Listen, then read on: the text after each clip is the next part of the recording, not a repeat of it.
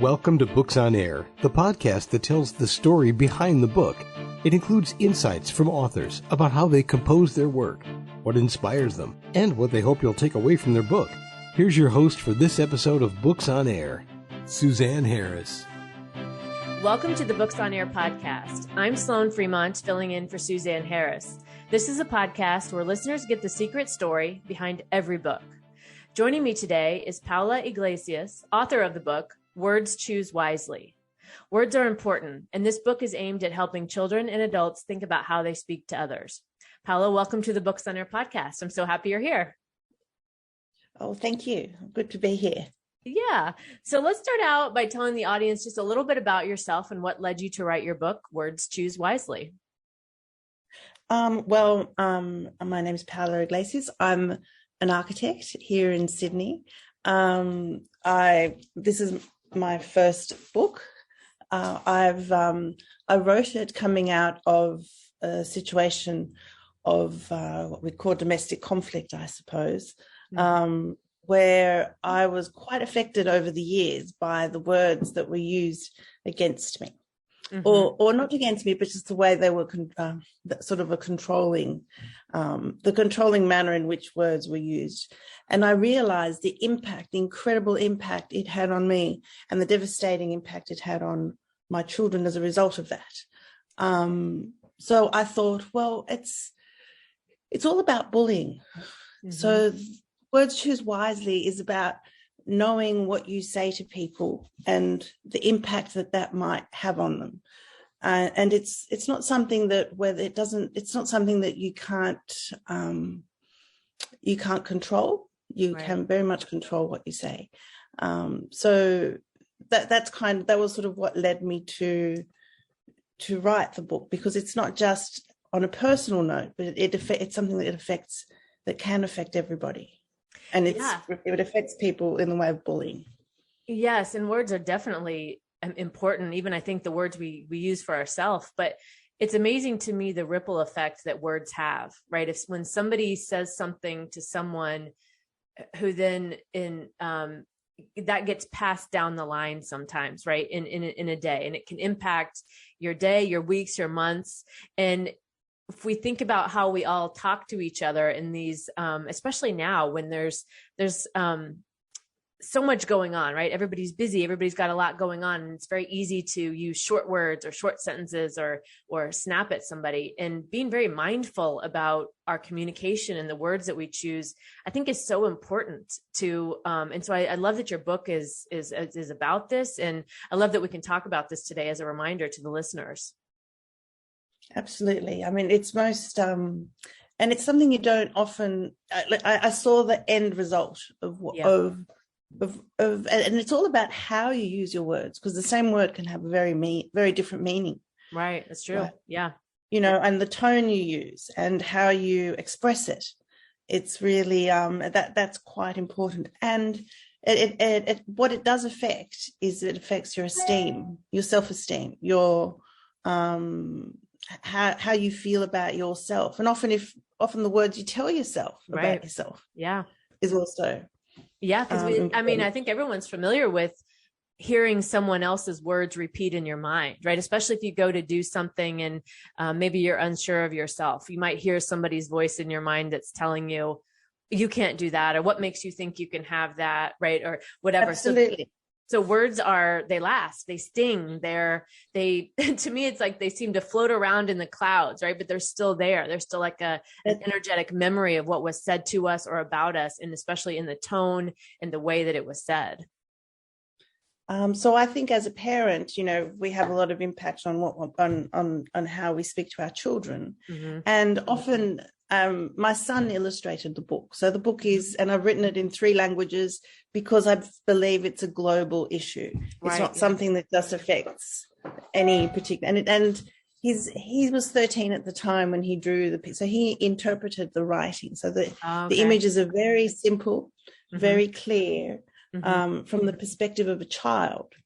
And there's one where he'd drawn this interesting, one of the drawings where he has a child there's 2 people who are happy, and you can see that in his bubble head, he's people around the table and everybody's laughing. Mm-hmm. And then in the other image, he's drawn the bully or the person being accusing the other child or insulting the other child with another bubble over his head. And you can see his family is tense and upset. And so it's the image that you bring other things to the words that you say.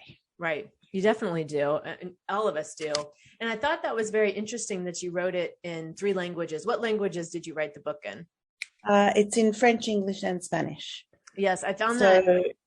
I thought that was very interesting and very unique, because that definitely doesn't often happen. But I loved how you took the global, the need for this to be recognized globally and being able to write it in three languages, and how you wrote it too, because you wrote all the words on the same page, which I also really thought, I really liked that. I really liked how you did that.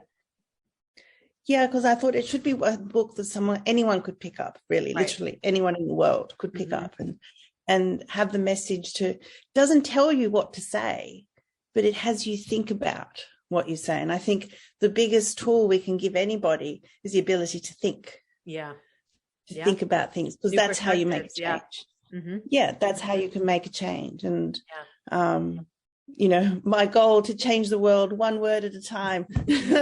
No, I love that, because that's where it starts, right? I mean, that is where it starts. The words that we speak to others, the words that we speak in our mind, the words that we repeat that others have said, right? All of that is where it starts. So being able to do that in, again, in 3 languages. And let's talk about your son illustrating, because that I didn't realize that as I was reading through your book. I didn't realize that he had done that, but I love that, because the simplicity and, like you said, the interpretation of what is being said.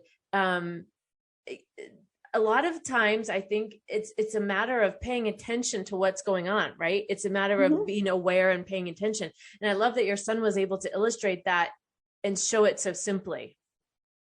Yeah, he just did some very simple stick figures, as we'll call them. Mm-hmm. But I think they're quite expressive. They have, I think they've got that they convey the message in a way, perhaps that some of the words, they're too wordy, that they don't. But I think it's great. Like, you can clearly see what's happening. Yeah, I totally felt that as I read it. I mean, I can picture the images in my mind with the words over it, because you can, as you're reading, and that's the interesting thing about words too, when you're reading them and you have the picture to go along with it, you can associate what is going on, right? It sticks in your mind more. So I really like how you did that, and especially involving your son, because like you said, as a parent, I'm not a parent, but as a parent, these are things that kids need to understand. They need to know. They need to learn this. They need to know that there's other options, or that there's other ways to handle things. And so being able to include him is I really like how you did that. Yeah, no, that was a something that I chose to do. But again, to realize that bullies are not born bullies. There's always, people. There's always a background to that, and how parents talk to each other, it's a start, or how parents talk to their kids, and how will make them feel a certain way. So that's the premise of this whole book. Was that context, right? And what would you say are some words or themes that you would describe throughout the book? I think definitely choose wisely is something that comes up very think about. There's lots of question marks. There's no answers to this is how you must talk to people. Right. And also what it does is it allows for the different cultural variations, because people speak differently to each other in different cultures, and that's acceptable. So we have to respect that. Right. What one might say in the United States might be different to how one treats someone in Africa, but it's not that it's wrong, but it's just a different way that we do it. And to interpretation, because when I was reading your book, what I what came for me was like the pause before we speak, right? Not just speaking without really thinking about what we're speaking. I know for myself, over the years, I tend to be very, to the point, very crisp, very, very cadence or, oriented and just get the information out there. But what I've come to realize over the years is how that's received by other people, right? That comes off as being rude, or it comes off as being aggressive, or whatever it might be. And having the awareness of how your words are being spoken, even if you didn't intend that, what it's done for me was how I felt when I read your book was that understanding or appreciating that pause before I just speak, because I want to speak to be heard. I want to speak words that are, I want to uplift people when I speak, right? I don't want to come across as being any negative way or anything. But I had to really understand that and really realize for myself what that meant. So it's kind of like what you're saying. The book isn't, you're not telling people speak this way or say this way.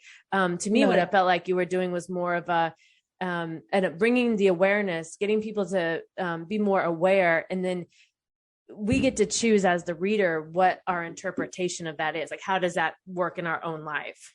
Exactly. So, and one of the big things is that, that I have, if you see something that's not right, stop it. Or try and say, look, this isn't right. Stand up for those who are being spoken to poorly. Say, no, this is not acceptable. We don't do that.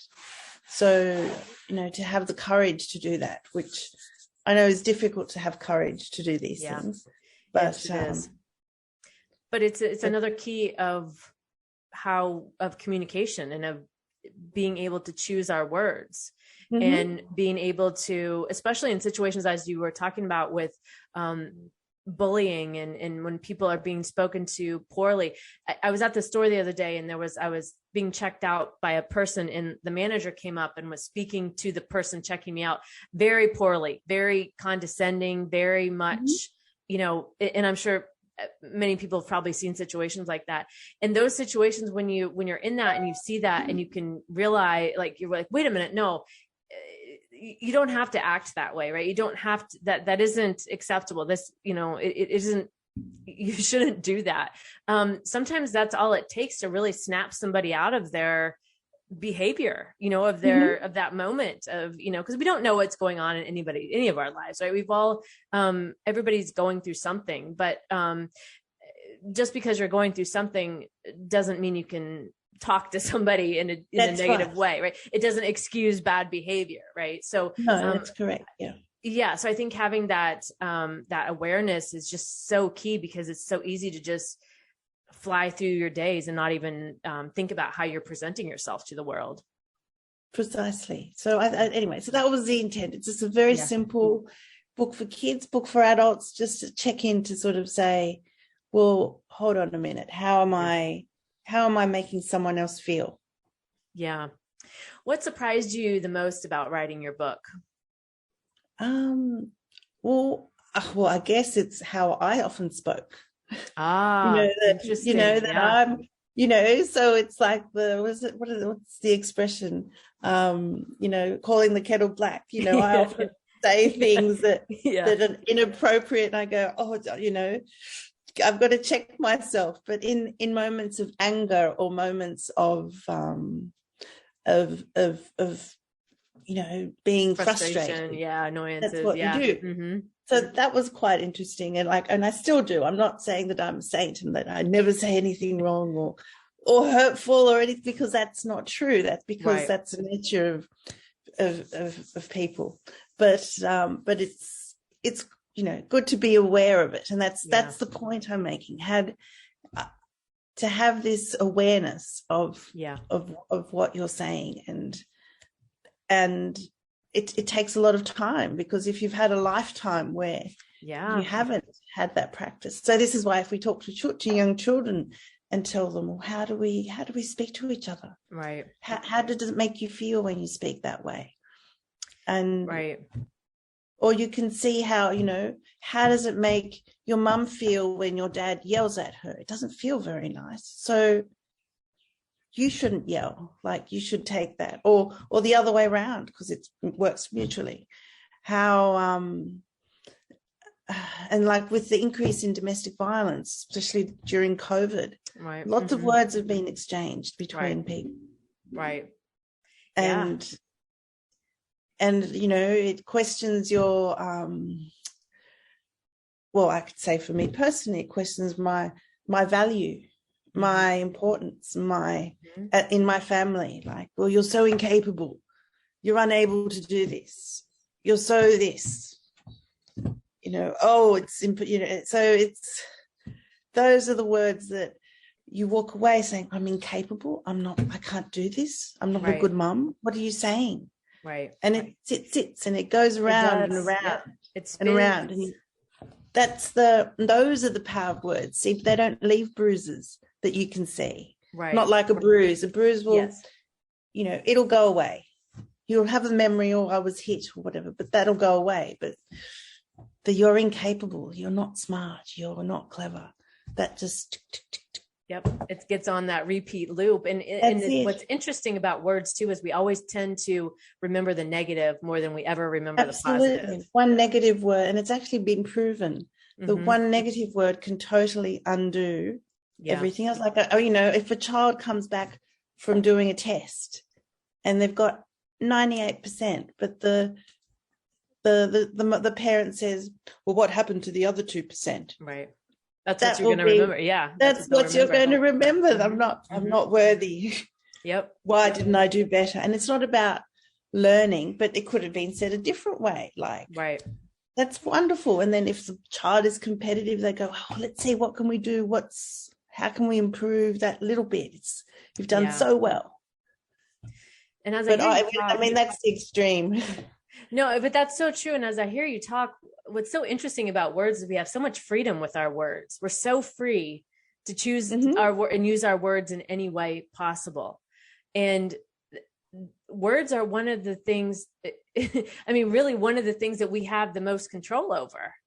Absolutely. And sometimes it doesn't feel like we do, right? If we're getting caught up in the moment, like, and we're angry and it feels like the words just come out, right? Or the words just, I can't help myself. But actually telling that's not true, right? We can help every single thing that we say because it comes from us. And I just was thinking of that as I was listening to you talk, how much freedom we have in words, and being able to choose them wisely, as your book is titled. But it's great, and on all sorts of matters, like, you know, it's one of the biggest, most powerful tools we have. Yeah, it is. What do you want the readers to take away after reading your book? It's just really think about what you're saying, and how you say things, especially for young kids, to say, well, you know, how do you talk to your friends? How do you talk to your mum? What do you, or mum and dad, how do you, for parents, how do we talk to our children? What are we trying to tell them? Yeah. You know, if they've not done well because they haven't studied, well, they haven't studied. So there's not much more you can do, but you could provide them support and speak to them nicely about it. So it's not the end of the world. Right. And you give them confidence. It's all about confidence. It's all about, you know, our words engender confidence in ourselves and in other people. So that's the key. So if we choose them wisely, we could always make an incredible difference. Just to anyone. If you see somebody walking past in the street and they look beautiful, you go, do you know what? You look beautiful today. It's got nothing to do with anything other than that is what they look like. Right. Or they've brought that attention to you. Imagine if everybody said, hey, look, you know. Yeah, there's a lot. I think everybody has, you know, if you've experienced this, or when you've done this to someone else, you see somebody's demeanor completely change. They'll stand up straighter. They'll have a smile on their face. They'll kind of be like, oh, you know, and be really like, wow, that was amazing. I'm really glad that person took the time to say that, right? The work that you've done in this book is just totally life-changing. I mean, it really is. And it's bringing the awareness and being able to recognize this, I think is, this is I just love talking about it. We could talk. I could talk to Yeah, we hours could about talk this about it. because It's good. words are so important, and as we've said, and unfortunately, we're coming up on our time for the end of the show. But is there anything you'd like to leave the listeners with before we close out today? Any final thoughts or? I think, well, just maybe like we can be responsible for ourselves and our words, and let's choose our words wisely. Make an effort to choose our words wisely. Yeah. That's all we can do. We can't be the perfect person, but we can definitely take our time and be aware. Yeah, I like that. Make an effort to choose your words wisely. I think that's very well put. Yeah. Very well put. My guest this week has been Paola Iglesias, author of the book, Words Choose Wisely. Paola, thank you again for joining us this week and being our guest on Books on Air. Thank you. Thanks for having me. You can find more about the book, Words Choose Wisely, on Amazon, and I'll link to the book in the show notes, so be sure to check that out. You've been listening to the Books on Air podcast, brought to you on webtalkradio.net. You can also hear this podcast on Spotify, iHeartRadio, Stitcher, and Apple Podcasts. I'm Sloan Fremont, and I hope you'll join us for the next Books on Air podcast. Remember, you never know who's going to be here, and you never know what we're going to talk about. Thank you so much for listening.